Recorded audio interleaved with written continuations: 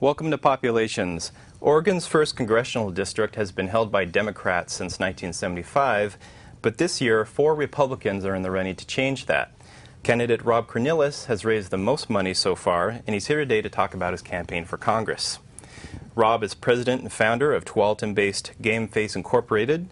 Rob is a native Oregonian, and he and his wife Allison of 23 years have 3 sons. Welcome, Rob. Thank you, Jim. So there's a lot of things, a lot of issues that you're campaigning on, I'm sure, but since we're taping the show 2 days before the House, the Congressional House is going to take a big vote on the health care bill, I wanted to ask you first about that, and I presume you're against that bill. I am against the current legislation, yes. And can you talk about that?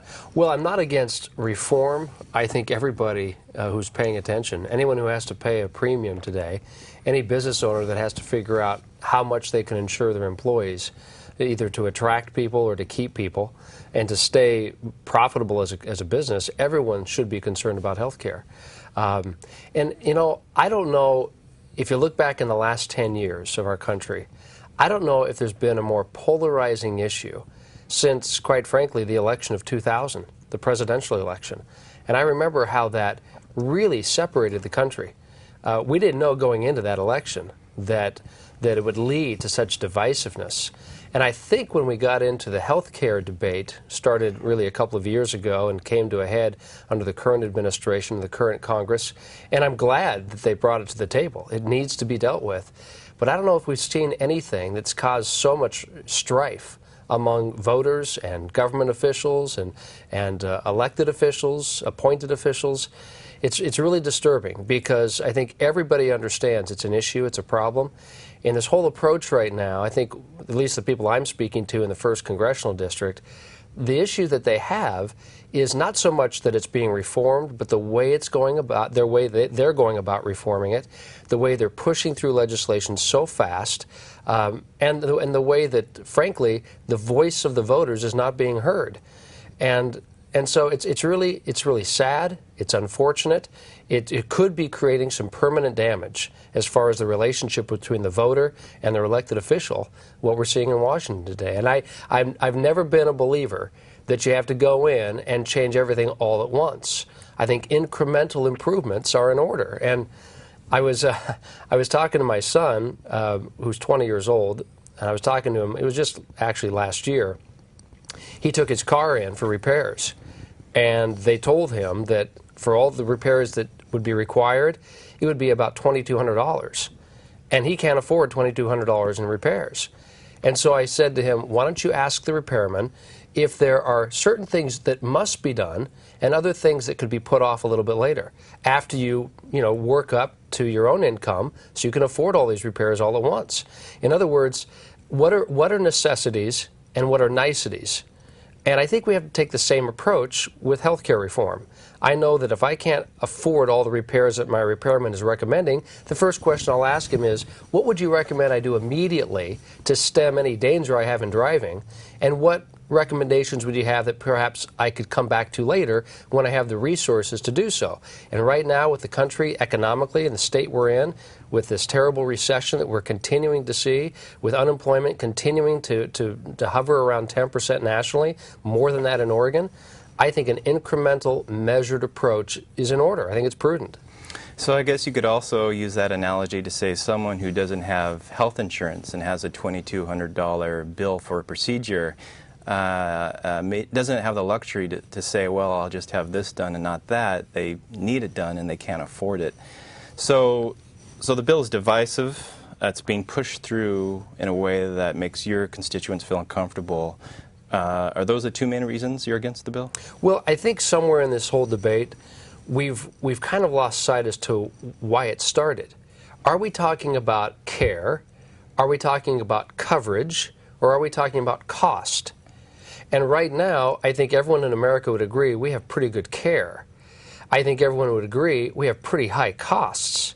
And everyone would also agree that coverage is the area that this current legislation addresses, but it doesn't do anything for cost. In fact, it expands costs. So while it may be covering that one trouble that we're having as a country, that some people, like you suggest, are going without consistent care and coverage, what we're doing, again, at a very bad time in our history economically, we're raising costs.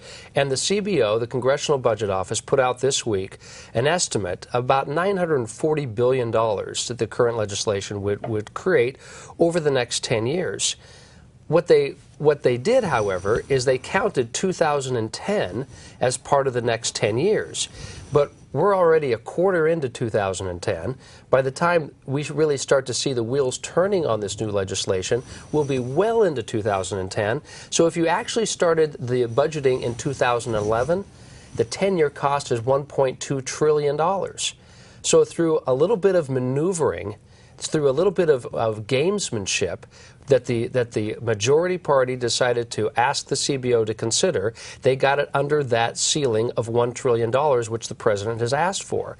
But as you look at, if you look at the legislation carefully, and you see all of this gigantic new entitlement that we're creating as a country. Meanwhile, our current entitlement programs, and we know those are Social Security, Medicaid, Medicare, those are suffering badly. Those are going to lead us to bankruptcy if we don't act responsibly soon. On top of those three, we're now adding another that's going to be at least $1 trillion over the next 10 years. Some estimates are putting it up to close to $3 trillion over the next 20 years.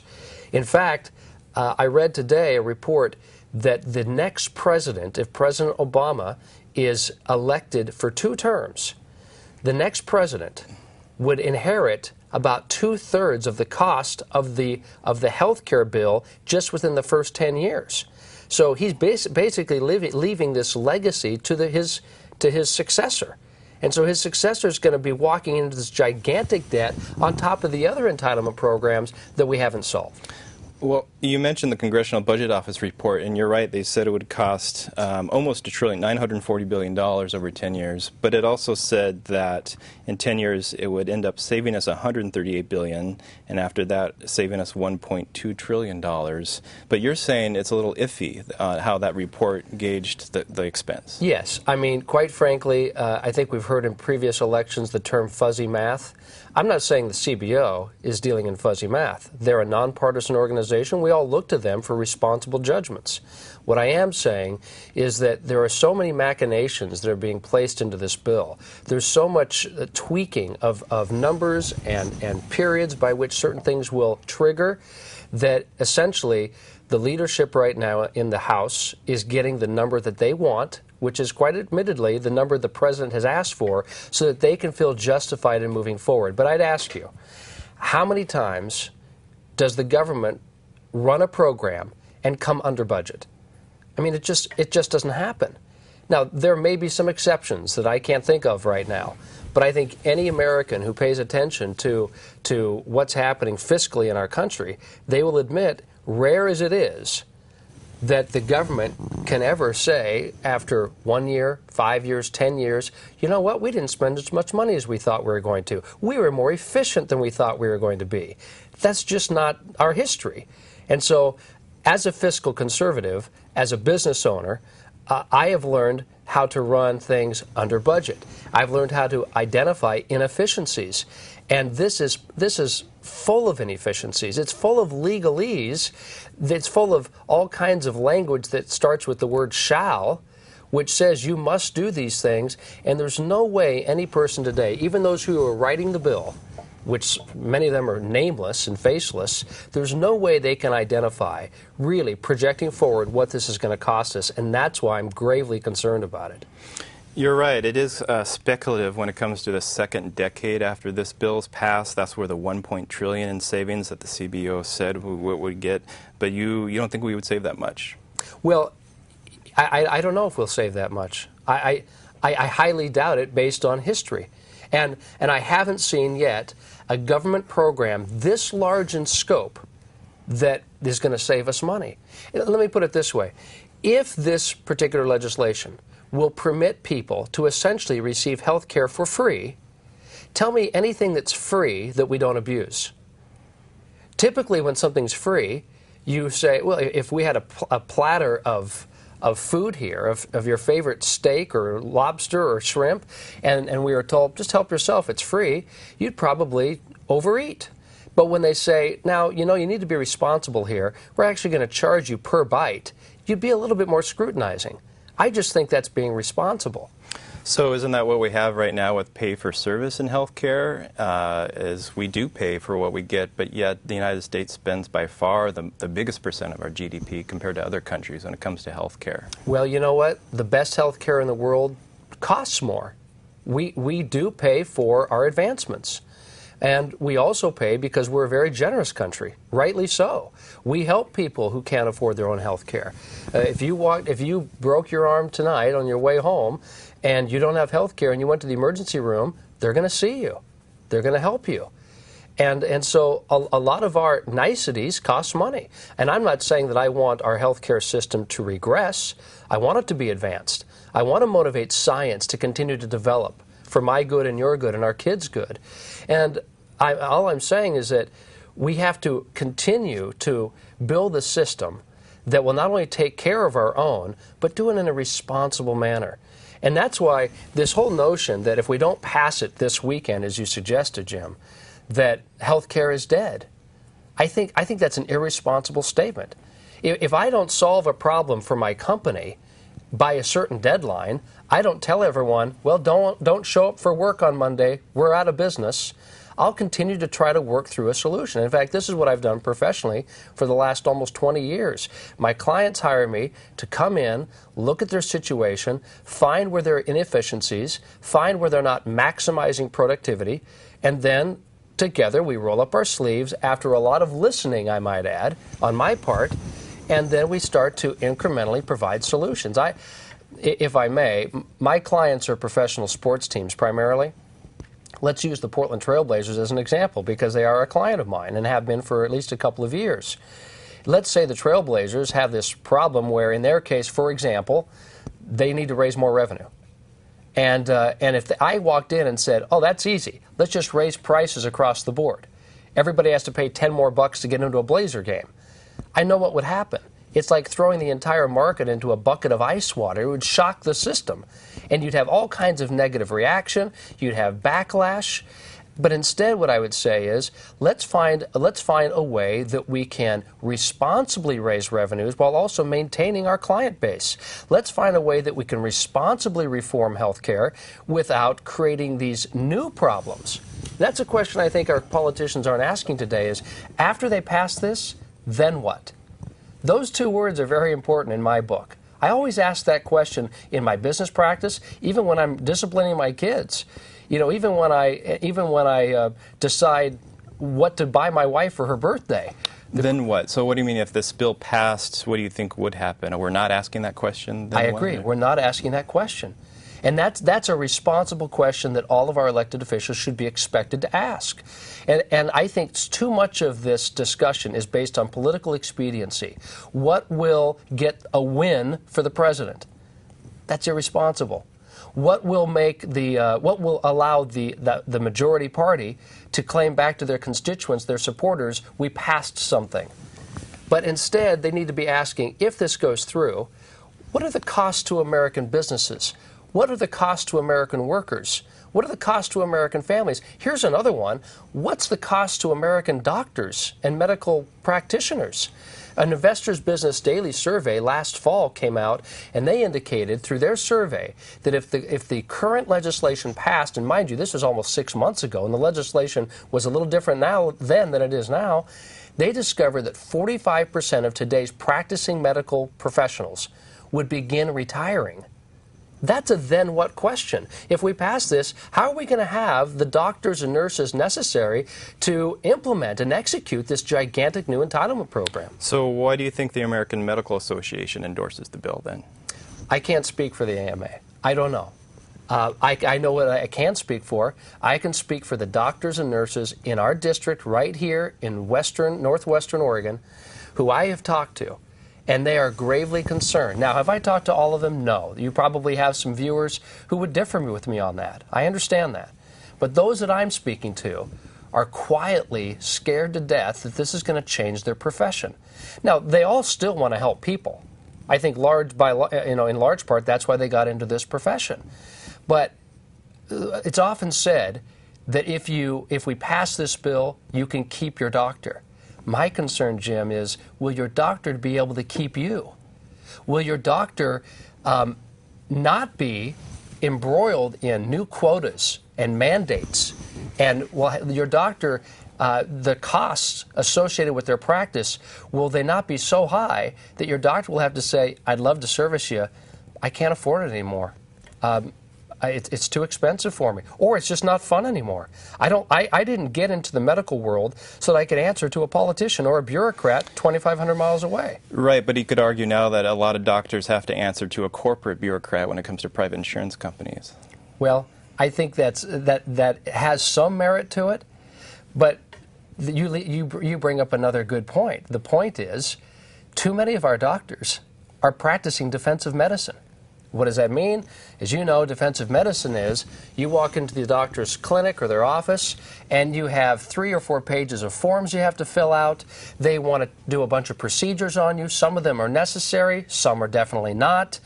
They want to get you over to another specialist for more opinion. Why is this happening? Because the doctor is afraid that you're going to take the course that many Americans have taken and which trial lawyers encourage you to take, and that is find the doctor liable for anything, any malady that you experience, any mistake that may have honestly been made. And so my doctor, your doctor, many of their costs and procedures, a lot of the paperwork is due to this fear that they're going to be sued. Now, granted, irresponsibility needs to be paid for, but the doctors I know, there's a lot of preventative medicine because of fear of lawsuits. Absolutely. Right? Now, to be fair, some people have looked at what if we did reform that part of our tort system, and it would only save maybe 4 or 5 percentage points of our total cost in health care. But, however, I don't want to counter each of your points. I want to give you a chance to say what you would do. So when it comes to costs, which is really important, this bill, for example, wants to lower the cost of insuring people and their health. One way to do it, in the bill's view, is to require everyone to get insurance.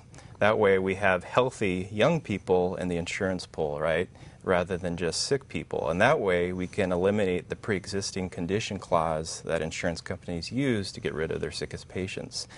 Now, is that an example where we can't do it incrementally? You can't just get rid of the pre-existing condition, because that would make insurance companies have to raise their premiums.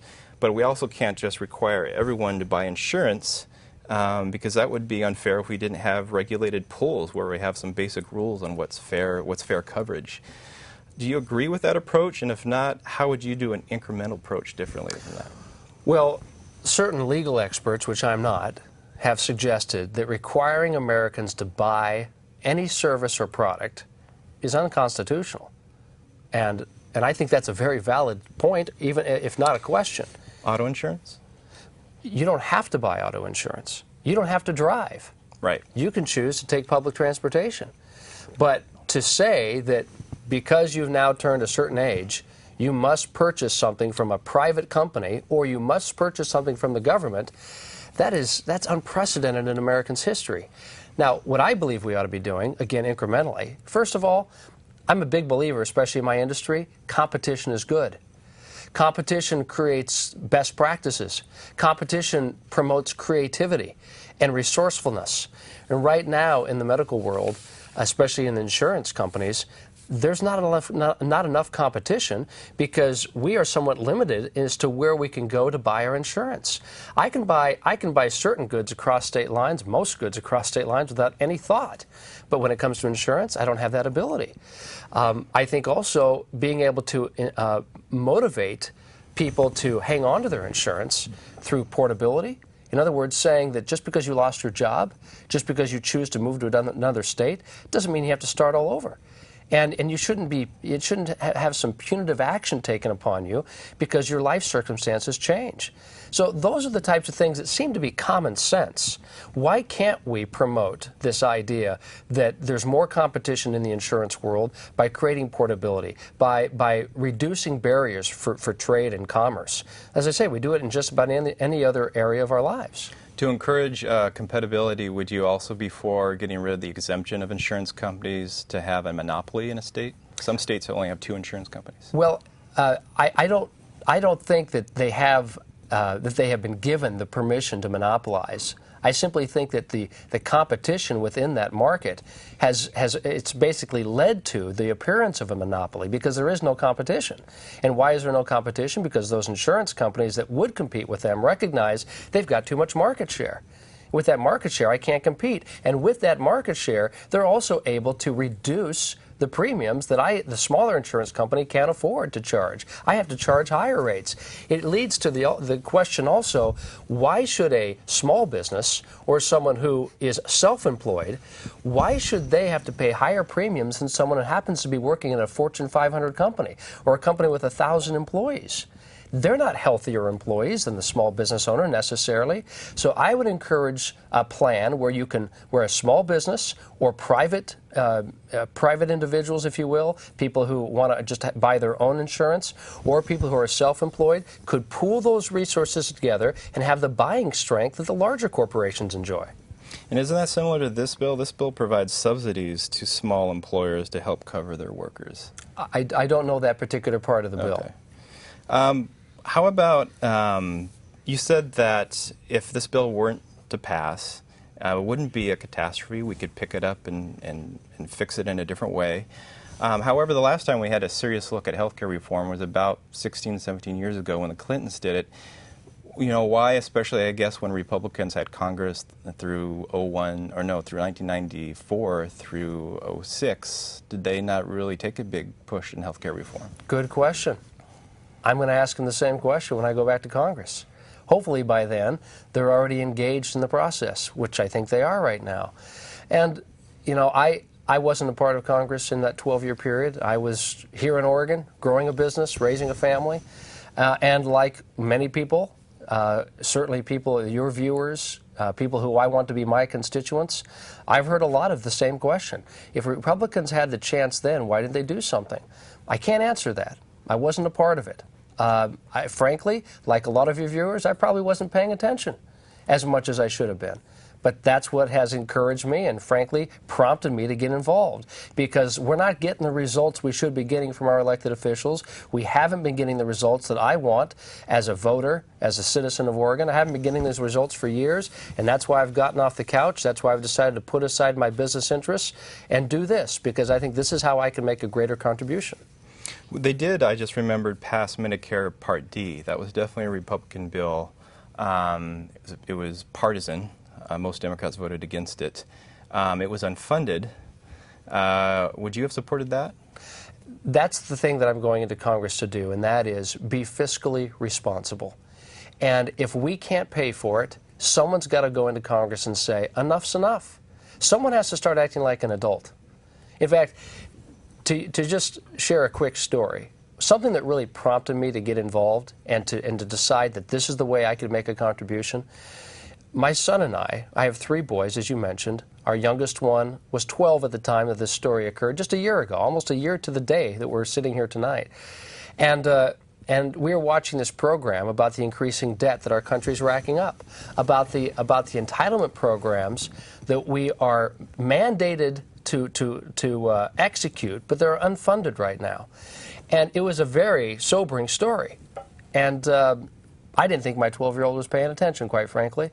It mercifully went to a commercial, and he looks up from his little laptop. I think he was on Facebook or something, and he says, "Hey, Dad." And I said, "What's up, Chad?" He said, "Am I going to have to pay for all that?" Now, when my son, my future grandkids, asked me the question, "Hey, Dad, back in 2010, when our debts and our country's deficit tripled, and granted, we had deficits even before the current administration took office, but when they tripled in 09 and 10, and we began all this new way of living in America, what did you think about that? What did you do about it, Dad?" And quite frankly, Jim, I refuse to say, and American Idol was interesting, You know, I was working on my golf game that year. I don't remember. So you would prefer to say, I voted, if you were in Congress, I voted against that health care bill, I voted against the stimulus package, and voted against the bailouts? Would you have voted against all those? Yes, I would have voted against anything that, first of all, let's start with the bailout. The bailout, the notion, the objective behind it was noble, and that is our banks are suffering. If we don't do something, we could see a collapse. That sounds like something that if government is not occupied, but if they have the resources to salvage, if they can make good, if they can create good, government should help. However, why I was opposed to the bailout is because there was no transparency in the bill. There was no accountability in the bill. And we've seen the effects of that for the last 12 or plus months. We've seen bonuses being paid out to the same executives that got us into the trouble in the first place. The stimulus package, if you don't mind, I'd like to show you a little You brought visual it with you, aid. yeah. This is something I like to carry around with me, not because it's fun, not because it's light, but this is the stimulus bill.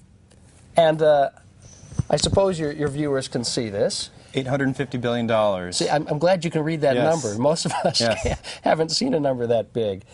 $850 billion. It was originally $787 billion. Why did it go to $850 just about a month ago? Well, we discovered that this did not accomplish what we were told by the President and Congress it would do, which was it will keep unemployment nationally under 8%. Almost immediately after this was passed, we started to see unemployment skyrocket. It's been hovering around 10% for months. And according to many analysts, economic analysts, we don't anticipate any kind of decrease below 9% this year. This would be first time since the Great Depression we've had in one 12-month period unemployment at 9% or higher. The only thing this stimulated was unemployment and government dependence. And it also stimulated deficits for our country. Now, some might say, well, wait, it created some jobs. If you look at the cost per job it created, it's shameful. So would you have voted for a different kind of stimulus package? Smaller, more transparent? I would have voted to allow the dollars to stay back home and give incentive to individuals and businesses to create jobs. Incentives, tax cuts? Tax cuts. Absolutely. And the reason why you do that is because in a recession, as President Obama said himself, the last thing you want to do is raise taxes. And yet that's what this does. It raises taxes. And we haven't seen... Raises taxes indirectly, you mean, because through our spending? Exactly. And what's worse, in my mind, it raises taxes on a generation that can't even vote yet, because they're going to have to be paying for this for years and years to come. So, as a small business owner, can I put this down? Mm-hmm. It's kind of Thanks. It's kind of tough. As a small business owner, what I want to see is I want to see other businesses in Oregon, especially. I want to get them off their hands because they're sitting on their hands right now. They don't know what's around the corner. As far as legislation that's being proposed, you know, this health care legislation's been on the table for more than a year, much more than a year, and it has ramifications. It has consequences. And as a business owner, I make plans based on what's coming out of Washington, certainly what's coming out of Salem. And I've been sitting on my hands as a business owner because I don't know what the health care bill is going to look like, how it's going to impact my business. I don't know what cap and trade is going to do for me or anything such as that. I certainly don't know what other laws and regulations are going to be passed on me. I don't know what the EPA is going to do to my business, et cetera, et cetera. And so I'm in a sit and wait mode. And one of the last things businesses want is unpredictability. Right. To be fair, though, legislation takes time.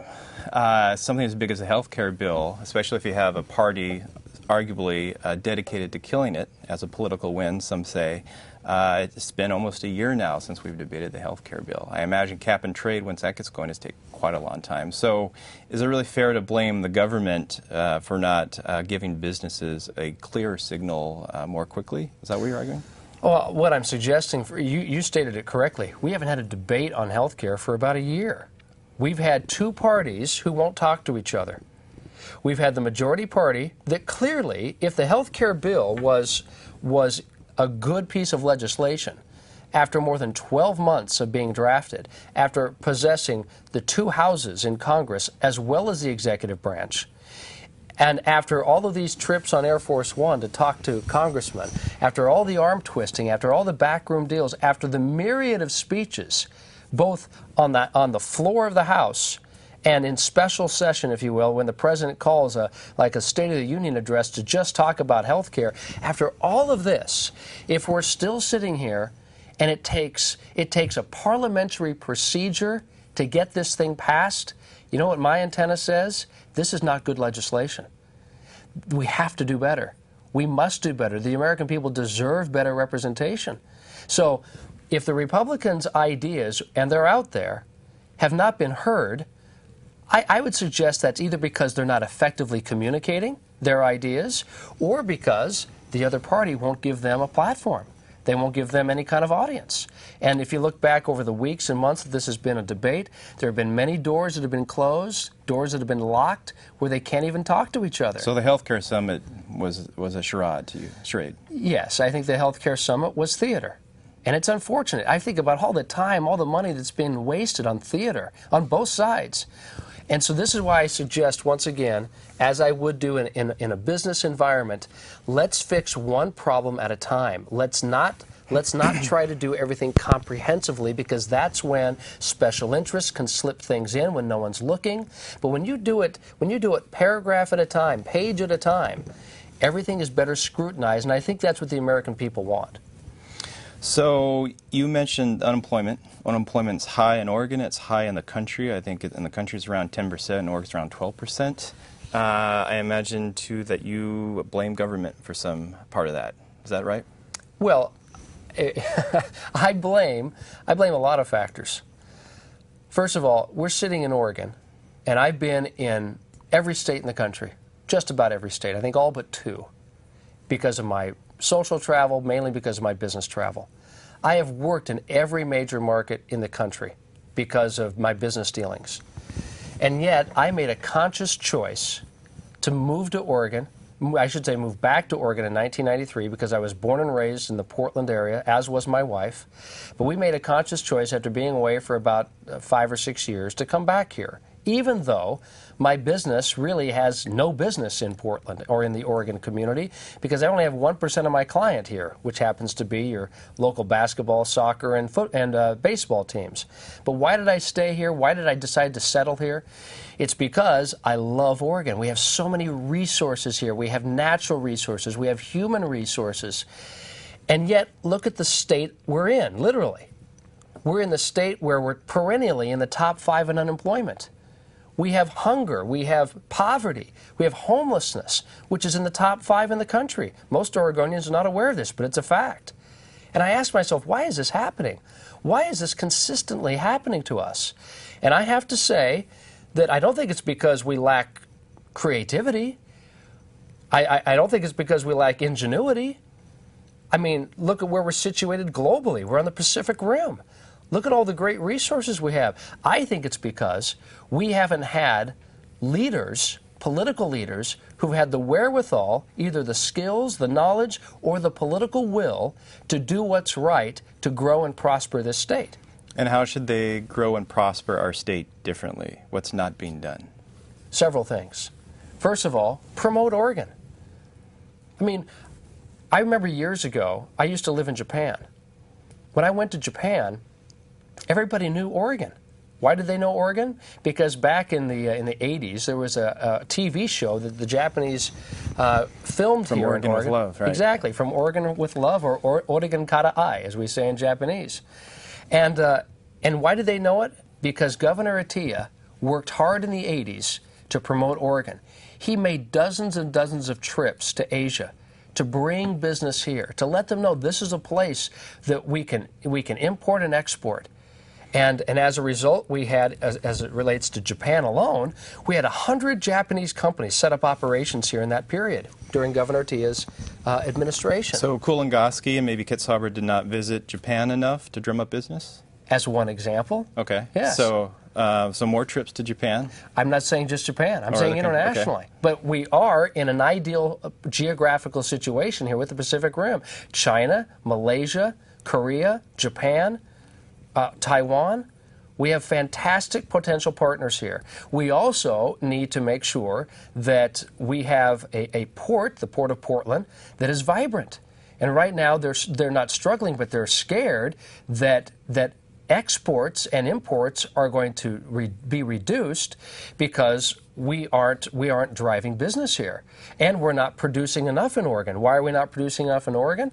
Because I don't think we're giving business people, entrepreneurs, incentives to grow and expand. What happened recently? Measures 66 and 67.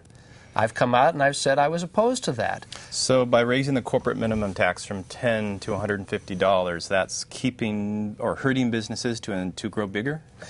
If it wasn't hurting businesses in Oregon, we would have, out of one of the 50 states with all of these resources, we would have more than one Fortune 500 company in this state.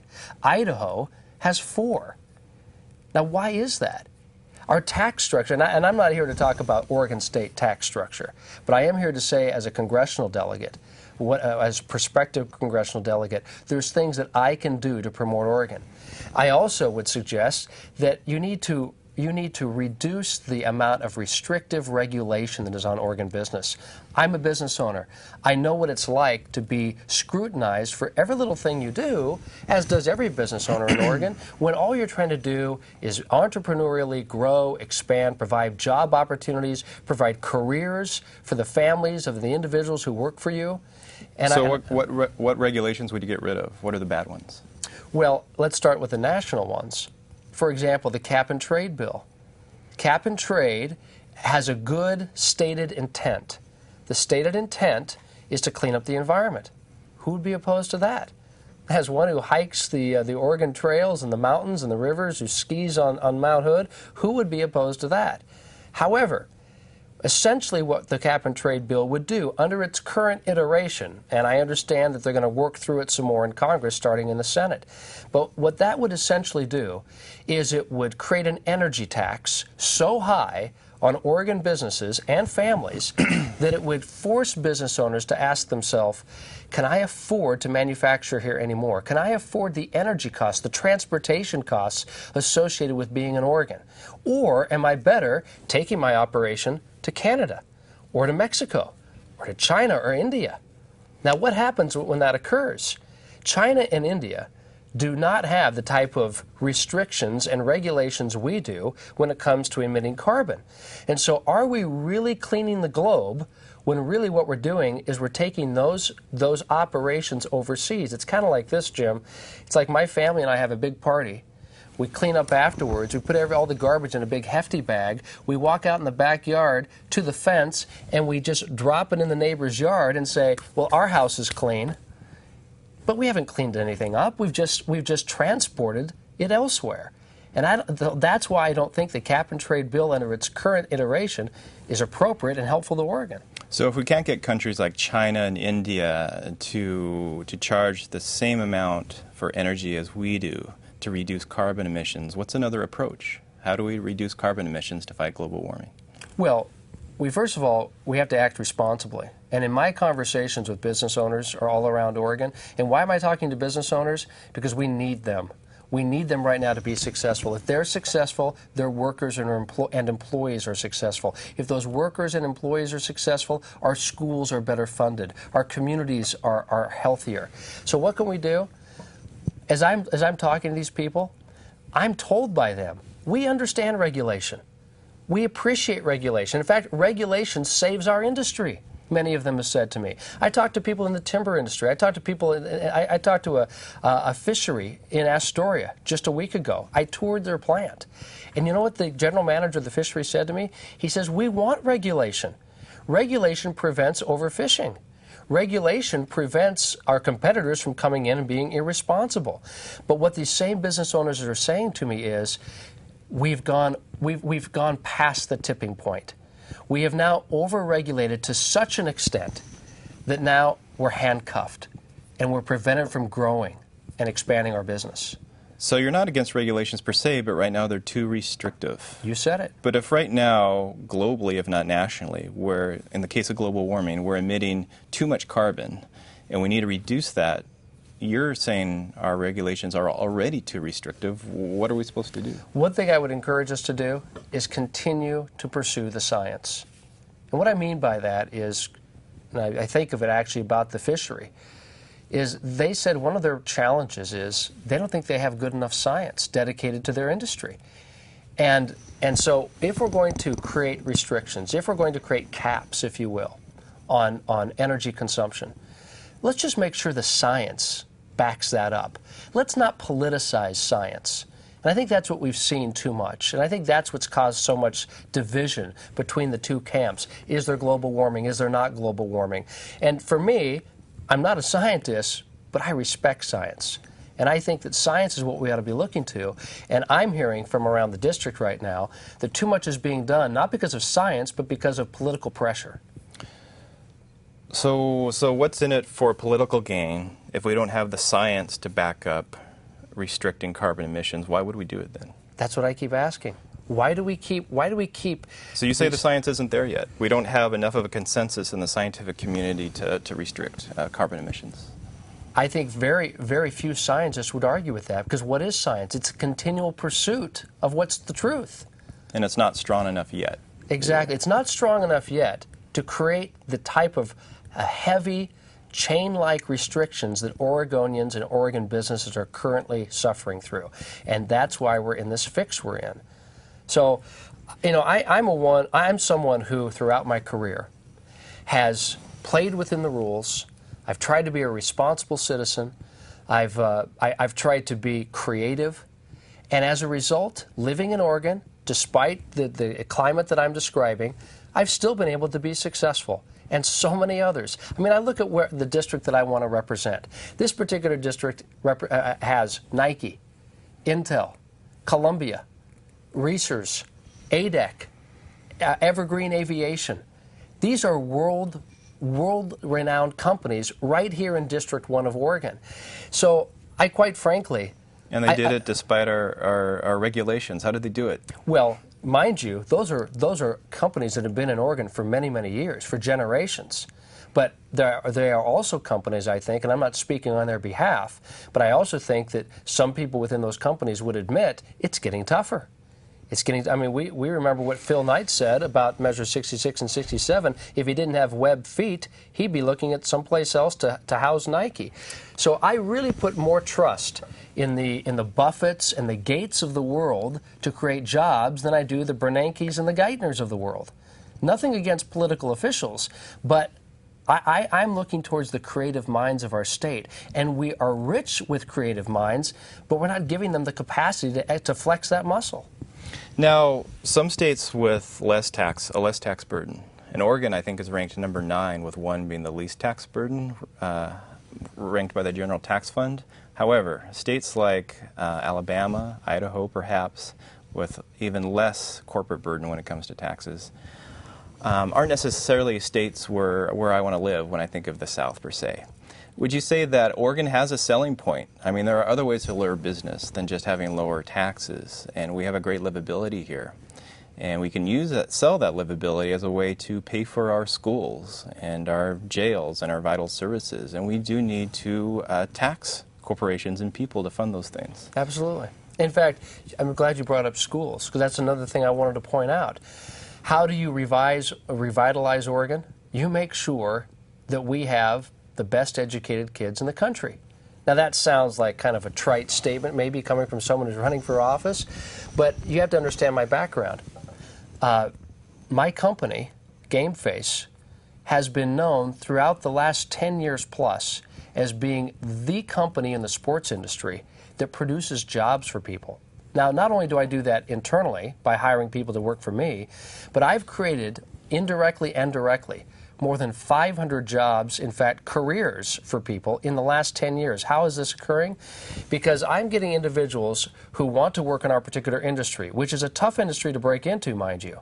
And they've gone through their education. Some of them have even gotten a master's degree. Some of them even come with law degrees. And they say to me, I can't get a job. I'm still working at at a job that there's just, it's a dead end for me. It's a low ceiling. I can't seem to exceed it. I want to do more. So I say, well, have you been successful, interviewing in our industry? Yeah, but there's so many limited, there's so few opportunities, they're limited. I'm stuck. And then I say to them, I tell you what, you come to GameFace, and what we'll do is we will train you. We'll train you in the skill sets that our clients are looking for. These are skill sets that you may have had opportunity to learn in college that you didn't take advantage of, or maybe your university didn't provide it. Nevertheless, since these are the skills that practitioners are looking for in new people they're hiring, I will train you in these skills, and then, as we did with them, after a week, 2 weeks, 10 weeks, depending on what they needed, we then introduced them to the marketplace. And we had, when we were full bore before I decided to run for Congress, we were seeing a 75% placement rate for people who came to us totally unemployed. So schools could be teaching our kids better and the right kind of skills to get them employed, better than they're doing now. Yes. And is that the fault of schools? No. We all have to take blame and credit for our kids' accomplishments. And for example, one of the things that in Oregon especially we should be championing is what they say out in the high-tech industry of Washington County, STEM, science, technology, engineering, math. Those are the things that will make my kids, my grandkids, more competitive globally. And I must say also that producing a great economic future for our kids is not just good economy, it's not just good economic policy, it's also good for national security. I don't want my kids and their generations to be beholden to a creditor who happens to be an enemy to us, whether that be, you fill in the blank, the country. So making sure that our kids can solve the problems that largely we're creating right now starts with education. And when you mention enemy, you're talking about our debt to China.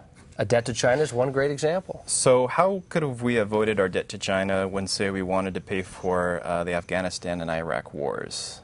Because Bush did not decide to raise taxes to pay for that.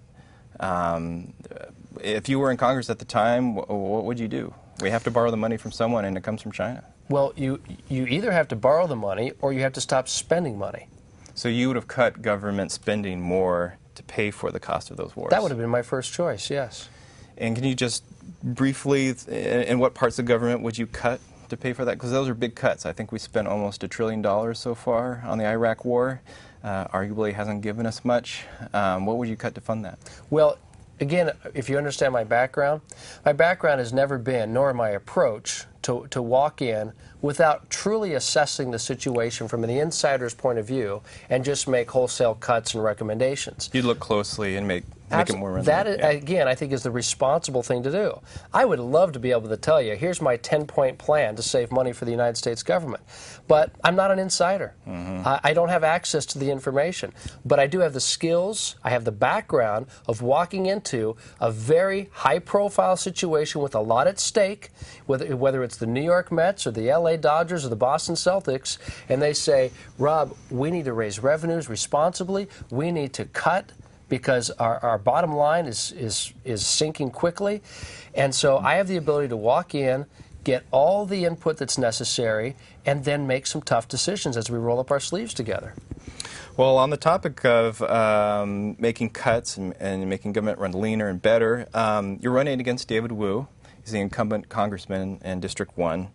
And I wanted to ask you, what do you think the role of the Tea Party might be, whatever the Tea Party means in the 1st District, when it comes to the primary in May? And if you survive the primary against David Wu, what do you think of the Tea Party, and how do you think it might be a factor? Well, as you say, the Tea Party movement is, it's hard to define because it's ever-changing, but that's what's great. That's what's great about the movement. And by changing, what I mean is it's evolving. We have more and more people getting off the couch and getting activated. I'm part of the Tea Party movement in that sense because many months ago, more than a year ago, I began to question, am I really doing all that I should as a responsible citizen of this state, which has given me so much opportunity, which educated me? Am I really doing all I can? And you know what? As much as I like I like hanging out with my kids. I like the privacy that I enjoy. I like being a part of my community and civic organizations. But I got to do more. And I think the Tea Party movement is just really a manifestation of people coming to that same conclusion. So I'm excited when people, whether you call them Tea Party, or just call them activists, or just concerned citizens, I'm excited when they reach out to our campaign. They say, we want to get involved. You mentioned at the top of the hour that my campaign has raised the most money. It's absolutely true. We've raised the most money times 10 compared to any other opponent I'm facing in the primary. Why? Because people, whatever movement, whatever interest they have, they're recognizing that through my candidacy, we can get representation in Congress that we haven't experienced for 12 years at least. We can get someone who will listen. We can get someone who can bring all sides together. Right now, Mr. Wu represents really one party, because he votes 98.6% of the time in Congress with Nancy Pelosi. Now, Nancy Pelosi represents San Francisco. San Francisco is not District 1 of Oregon. So I believe the representative elected to go back to Washington from District 1 must be just that. He must be a representative. I've had certain people ask me, so are you going to go back and just, are you going to go back and be partisan and just vote exactly what the Republican Party tells you to do? And I say to them, look, if I did that, I would be exactly what you abhor right now. You abhor representation that doesn't act like it, that's just one-sided. And I would also say, because a lot of the people who are excited right now about getting involved, they look back to our founders, and they want to restore the principles that our founders used in starting this country. And I say to them, look at the founders' example. That's what we should be doing. What is the example? They had varying opinions. They had totally different backgrounds, occupations. They studied different forms of government. But they eventually came together. And despite their debate, their deliberation, I'm sure there was a lot of consternation, eventually they came to the decision that for the common good, we're going to create this more perfect union, this type of government. I want to be, I don't want to ever suggest that I could be like the founders, but I want to use those same principles, that same spirit of cooperation to go back and do something. And I can't get positive results for Oregon if I'm just hitting the other side over the head with a hammer. So you can see yourself casting not necessarily 92% of your votes against Nancy Pelosi if you were elected. There would be some more bipartisanship if you were elected than David Wu. I would have to believe that that's true because I want to be a representative. I don't want to be an ideologue.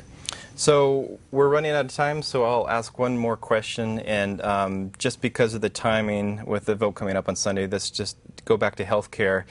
Imagine a constituent came to you in District 1 and said, Rob, I lost my job like a lot of people did 6 months ago, along with it my health insurance. I need to see the doctor because of some medical condition. I need help. What can you do? What should government do? What would you say to them?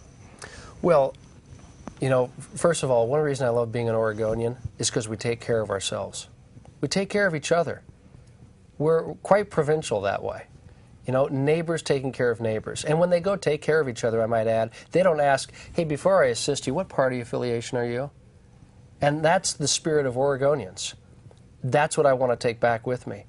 Now, I don't know what exactly I could suggest to that particular hypothetical situation. I don't really like to deal with hypotheticals because there's a lot of factors that I think any responsible representative should look at. But what that person will know is that when they elect me to represent them for the 1st District, I'm going to be thoughtful, I'm going to be considerate, I'm going to use reason, I'm going to use pragmatism, and I'm going to come up with the decisions, certainly the recommendations, that I think are best for Oregon, that are best for my constituents. I don't expect people to agree with me all the time. My wife and I don't even agree all the time, and that's okay. But they have to ask themselves in this election, who, out of all of these candidates, who do I believe has the best judgment? Who do I believe has the best ability to represent my interests? Who has the best ability to go back and have influence in Washington, unlike we've seen in District 1 for generations? My current congressman has no particular position of influence in Congress. He hasn't even authored a bill that's been debated on the House floor in 12 years. That's not Oregon 1. That's not the people of Washington County. That's not the people of Clatsop or Yamhill or Columbia or West Multnomah County. We are better than that. We deserve better than that. And I don't care what party affiliation you are, you need to know that I will use my best judgment, though we may disagree at times. I'll use principles that I've been raised with to represent you as best I can. Fair enough, and we'll leave it at that. Thanks so much for coming on the show. Thanks a lot. And thank you for watching Population. See you next time. Well, that was longer than I thought.